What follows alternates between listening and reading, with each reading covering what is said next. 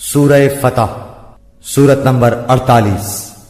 شروع کرتا ہوں اللہ تعالیٰ کے نام سے جو بڑا مہربان نہایت رحم والا ہے۔ بے شک اے نبی ہم نے آپ کو ایک کھلم کھلا فتح دی ہے تاکہ جو کچھ تیرے گناہ آگے ہوئے اور جو پیچھے سب کو اللہ تعالیٰ معاف فرمائے اور تجھ پر اپنا احسان پورا کر دے اور تجھے سیدھی راہ چلائے اور آپ کو ایک زبردست مدد دے۔ وہی ہے جس نے مسلمانوں کے دلوں میں سکون اور اطمینان ڈال دیا تاکہ اپنے ایمان کے ساتھ ہی ساتھ اور بھی ایمان میں بڑھ جائیں، اور آسمانوں اور زمین کے کل لشکر اللہ ہی کے ہیں، اور اللہ تعالی دانا با حکمت ہے تاکہ مومن مردوں اور عورتوں کو ان جنتوں میں لے جائے جن کے نیچے نہریں بہہ رہی ہیں، جہاں وہ ہمیشہ رہیں گے، اور ان سے ان کے گناہ دور کر دے، اور اللہ کے نزدیک یہ بہت بڑی کامیابی ہے۔ اور تاکہ ان منافق مردوں اور منافق عورتوں اور مشرک مردوں اور مشرکہ عورتوں کو عذاب دے جو اللہ تعالیٰ کے بارے میں بدگمانیاں رکھنے والے ہیں، دراصل انہی پر برائی کا پھیرا ہے۔ اللہ ان پر ناراض ہوا اور انہیں لعنت کی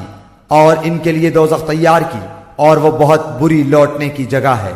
اور اللہ ہی کے لیے آسمانوں اور زمین کے لشکر ہیں، اور اللہ غالب اور حکمت والا ہے۔ یقیناً ہم نے تجھے گواہی دینے والا اور خوشخبری سنانے والا اور ڈرانے والا بنا کر بھیجا ہے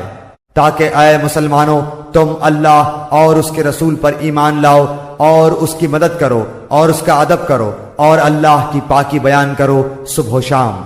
جو لوگ تجھ سے بیعت کرتے ہیں وہ یقیناً اللہ سے بیعت کرتے ہیں، ان کے ہاتھوں پر اللہ کا ہاتھ ہے، تو جو شخص عہد شکنی کرے وہ اپنے نفس پر ہی عہد شکنی کرتا ہے، اور جو شخص اس اقرار کو پورا کرے جو اس نے اللہ کے ساتھ کیا ہے تو اسے عنقریب اللہ بہت بڑا اجر دے گا۔ دیہاتیوں میں سے جو لوگ پیچھے چھوڑ دیے گئے تھے وہ اب تجھ سے کہیں گے کہ ہم اپنے مال اور بال بچوں میں لگے رہ گئے، پس آپ ہمارے لیے مغفرت طلب کیجئے۔ یہ لوگ اپنی زبانوں سے وہ کہتے ہیں جو ان کے دلوں میں نہیں ہے۔ آپ جواب دے دیجئے کہ تمہارے لیے اللہ کی طرف سے کسی چیز کا بھی اختیار کون رکھتا ہے، اگر وہ تمہیں نقصان پہنچانا چاہے تو یا تمہیں کوئی نفع دینا چاہے تو، بلکہ تم جو کچھ کر رہے ہو اس سے اللہ خوب باخبر ہے۔ نہیں بلکہ تم نے یہ گمان کر رکھا تھا کہ پیغمبر اور مسلمانوں کا اپنے گھروں کی طرف لوٹ آنا قطعاً ناممکن ہے، اور یہی خیال تمہارے دلوں میں رچ بس گیا تھا اور تم نے برا گمان کر رکھا تھا، دراصل تم لوگ ہو بھی ہلاک ہونے والے۔ اور جو شخص اللہ پر اور اس کے رسول پر ایمان نہ لائے تو ہم نے بھی ایسے کافروں کے لیے دہکتی آگ تیار کر رکھی ہے۔ اور زمین اور آسمانوں کی بادشاہت اللہ ہی کے لیے ہے، جسے چاہے بخشے اور جسے چاہے عذاب کرے، اور اللہ بڑا بخشنے والا مہربان ہے۔ جب تم غنیمتیں لینے جانے لگو گے تو جھٹ سے یہ پیچھے چھوڑے ہوئے لوگ کہنے لگیں گے کہ ہمیں بھی اپنے ساتھ چلنے کی اجازت دیجیے۔ وہ چاہتے ہیں کہ اللہ تعالیٰ کے کلام کو بدل دیں۔ آپ کہہ دیجئے کہ اللہ تعالیٰ پہلے ہی فرما چکا ہے کہ تم ہرگز ہمارے ساتھ نہیں چلو گے۔ وہ اس کا جواب دیں گے نہیں نہیں، بلکہ تم ہم سے حسد کرتے ہو۔ اصل بات یہ ہے کہ وہ لوگ بہت ہی کم سمجھتے ہیں۔ آپ پیچھے چھوڑے ہوئے بدویوں سے کہہ دو کہ عنقریب تم ایک سخت جنگجو قوم کی طرف بلائے جاؤ گے کہ تم ان سے لڑو گے یا وہ مسلمان ہو جائیں گے، پس اگر تم اطاعت کرو گے تو اللہ تمہیں بہت بہتر بدلہ دے گا، اور اگر تم نے منہ پھیر لیا جیسا کہ اس سے پہلے تم منہ پھیر چکے ہو تو وہ تمہیں دردناک عذاب دے گا۔ اندھے پر کوئی حرج نہیں ہے اور نہ لنگڑے پر کوئی حرج ہے اور نہ بیمار پر کوئی حرج ہے۔ جو کوئی اللہ اور اس کے رسول کی فرما برداری کرے اسے اللہ ایسی جنتوں میں داخل کرے گا جس کے درختوں تلے نہریں جاری ہیں، اور جو منہ پھیر لے اسے دردناک عذاب کی سزا دے گا۔ یقیناً اللہ تعالیٰ مومنوں سے خوش ہو گیا جبکہ وہ درخت تلے تجھ سے بیعت کر رہے تھے۔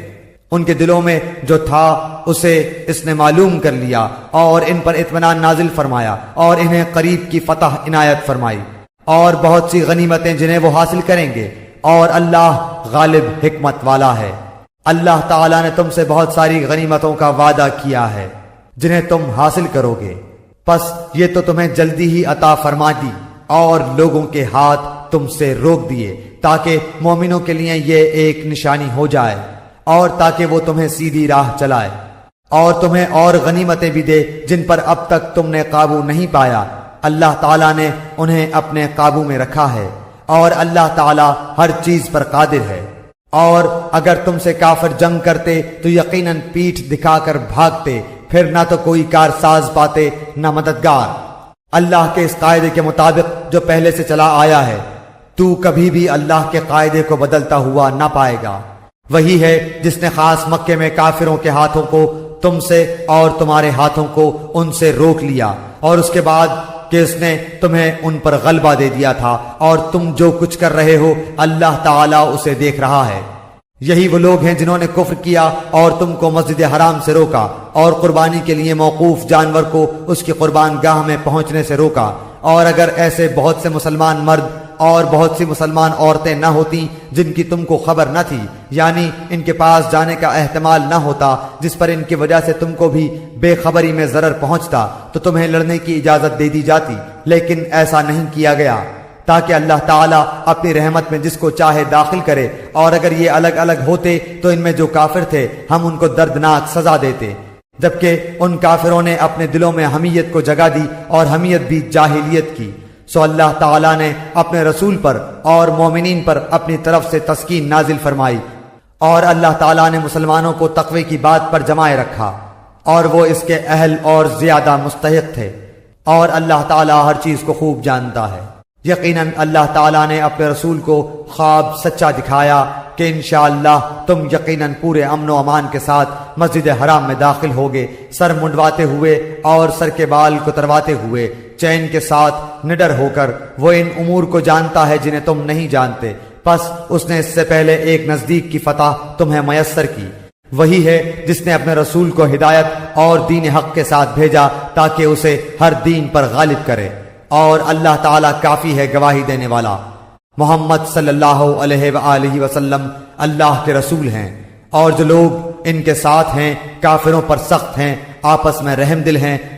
تو انہیں دیکھے گا کہ رکوع اور سجدے کر رہے ہیں، اللہ تعالیٰ کے فضل اور رضامندی کی جستجو میں ہیں۔ ان کا نشان ان کے چہروں پر سجدوں کے اثر سے ہے۔ ان کی یہی مثال تورات میں ہے اور ان کی مثال انجیل میں ہے، مثل اس کھیتی کے جس نے اپنا انکھوا نکالا، پھر اسے مضبوط کیا اور وہ موٹا ہو گیا، پھر اپنے تنے پر سیدھا کھڑا ہو گیا اور کسانوں کو خوش کرنے لگا تاکہ ان کی وجہ سے کافروں کو چڑھائے۔ ان ایمان والوں اور نیک اعمال والوں سے اللہ نے بخشش کا اور بہت بڑے ثواب کا وعدہ کیا ہے۔